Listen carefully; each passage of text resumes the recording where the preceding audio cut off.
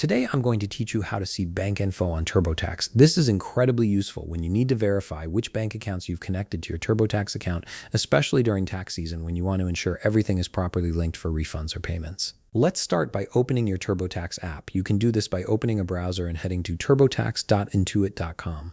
Once the page loads, go ahead and sign into your account if you haven't already. Make sure you're using the correct login credentials associated with your tax account. After entering your username and password, you'll be directed to your TurboTax homepage. This might take a moment to load, especially if you have multiple tax years or documents stored in your account. Once your account has loaded, seeing your bank info on TurboTax is pretty straightforward. Look over to your left navigation menu where you'll see several options for managing your account and tax documents. From this menu, click on Documents.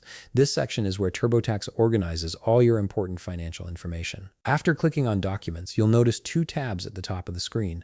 The first tab is called Documents, which is where all your tax documents and uploads are located.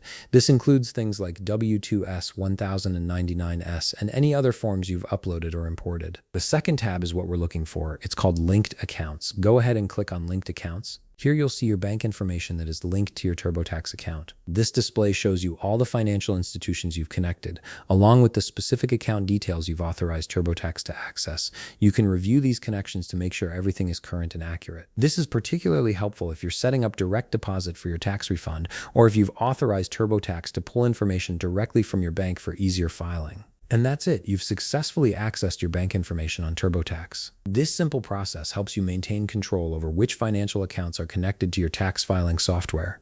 If you found this video helpful, please leave a like, subscribe, and see you in the next video.